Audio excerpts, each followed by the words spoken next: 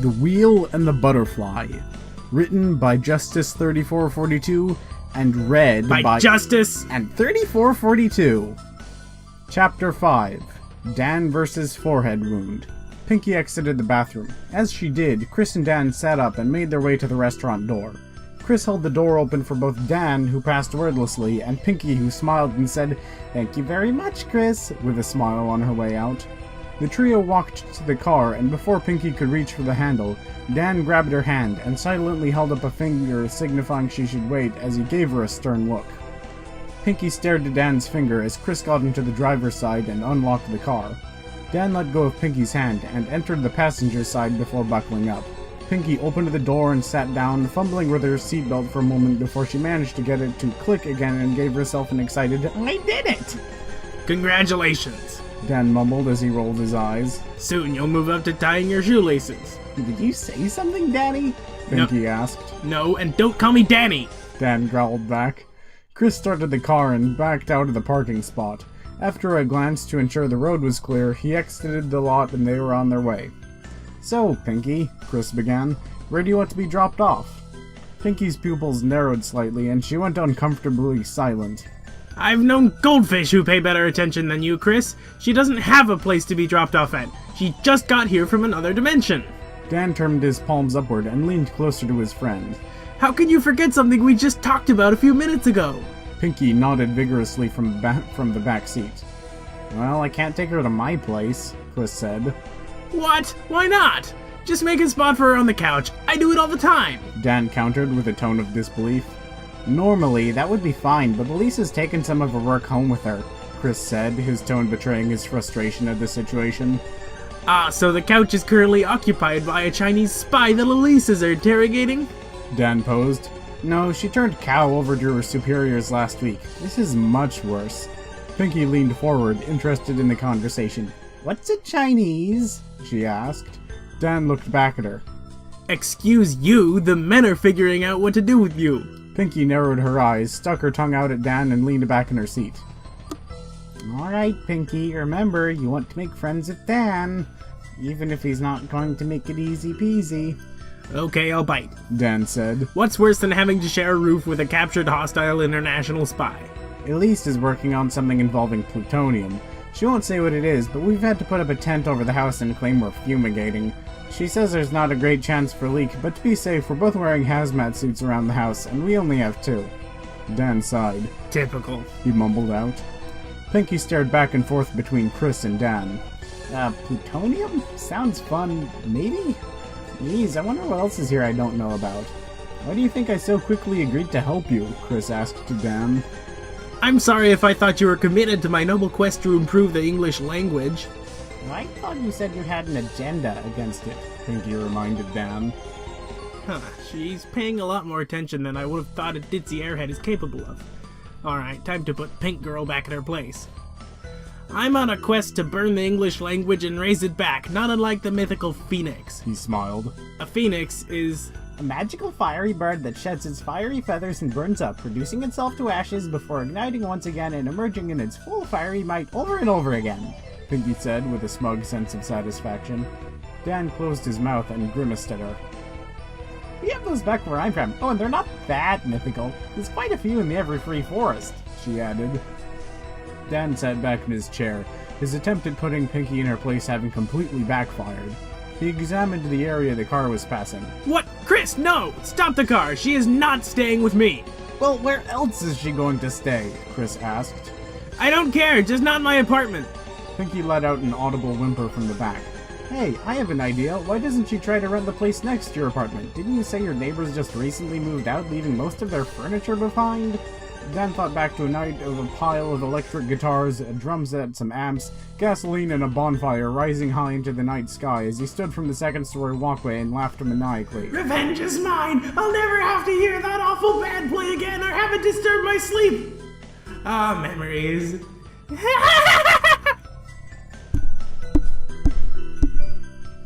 Dan looked out his car window to see Chris staring at him with a look that said, "Seriously?" Dan rolled down the window. What? How'd you get out of the car? Where is that girl? Weren't we just discussing how she wasn't going to stay with me?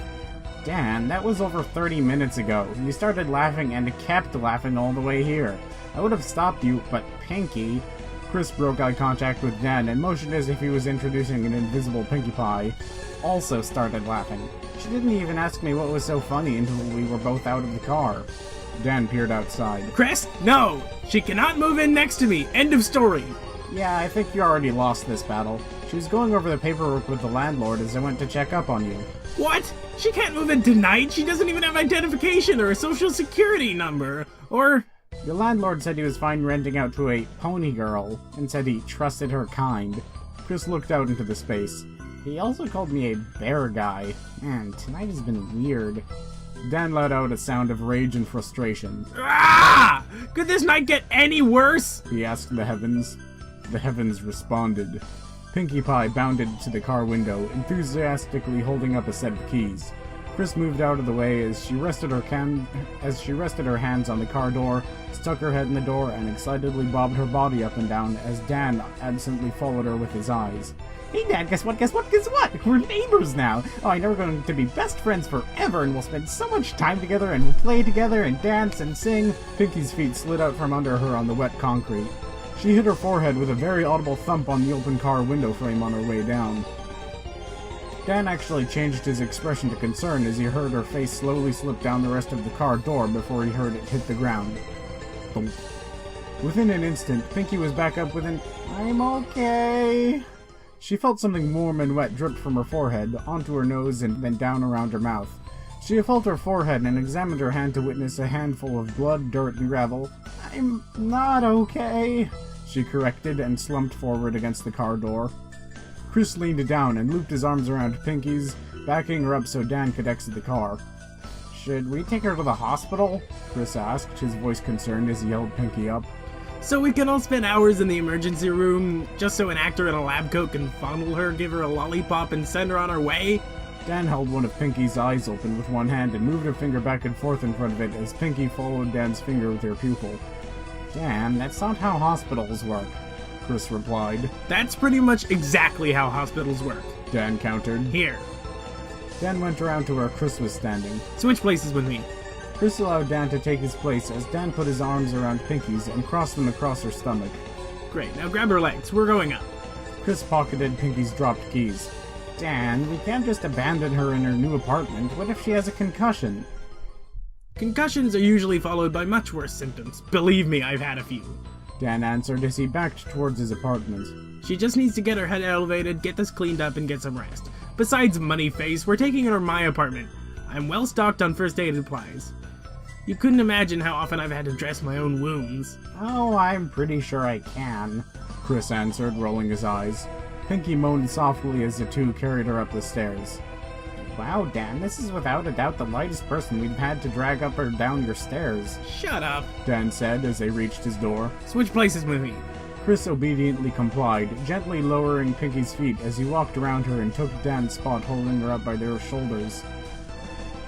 Dan unlocked and opened the door to apartment 8 and entered. He walked over to his yellowing couch and cleared its surface of some random junk, unceremoniously allowing it to drop to the floor. Dan sat down and grabbed a few frilly-looking throw pillows from the other end of the couch. Chris shook his head. "I can't believe he still has all those pillows after he assaulted that Hollywood producer with them, and after they got taken away when I gave away most of his belongings. Yeesh, Dan is determined." Dan piled a couple pillows on his lap and motioned for Chris to come forward with Pinkie. Dan patted the pillows to signify Dan wanted Chris to lay her head on them. Chris lifted and then gently lowered the pink-haired girl onto Dan's lap and his couch. A mangy-looking gray cat walked in, meowed, and climbed on top of Pinkie. Pinkie meekly moved her hand to stroke the cat. "Aw, nice kitty." Dan calmly dictated a few instructions to Chris while maintaining his typical, slightly irritated tone of voice and facial expression. Go to my bathroom. In my medicine cabinet, you'll find some dressing pads, gauze, and a couple clean rags. Grab those, check under my sink for a bottle of Everclear, and my freezer for a prepared ice pack. Bring everything here, then open the cupboard above the stove, grab a can of the beef-flavored canned cat food, and feed Mr. Mumbles. Aw, what a cute name! Pinkie murmured as she scratched under the cat's chin, who mewed in reply. And you. Dan looked down at the girl, whose head currently occupied his lap. Stop bleeding all over the place. You're wrecking my nice throw pillows. So sorry, Dan, Pinky whimpered. Thanks for taking care of me. Dan, you have about 24 of those, Chris called out from Dan's bathroom. So? Dan replied angrily. Doesn't mean I have enough that she can just bleed all over a couple. Chris sighed and continued grabbing supplies. He returned with the medical supplies Dan had asked for, setting them on Dan's coffee table within his reach. Great, now go feed Mr. Mumbles. Beef flavor. Chicken liver was yesterday. Chris shot Dan in an annoyed expression, but returned to the kitchen. At the sound of a cat food tin opening, Mr. Mumbles hopped off Pinky and trotted into the kitchen. Aw, why do you have to do that? Pinky said, already missing scratching Mr. Mumbles. So she doesn't claw my face off when you start screaming at step 2. Dan answered, dousing a rag in Everclear. Pinky sniffed at the strong smell of alcohol and her expression turned concerned. What step? Without warning, Dan cupped one hand over her mouth and put the Everclear wetted rag over Pinky's forehead. Pinky's shrieks were muffled by Dan's hand as he cleaned her wound with the stinging alcohol. Chris shot back into the living room, looking concerned. Soon, Dan had finished and moved on to drying the wound with a clean cloth as Pinky began to sob gently. Oh, don't be such a baby, Dan commented. Pinky tried her best to stop crying and held back her tears. Dan, was that really necessary?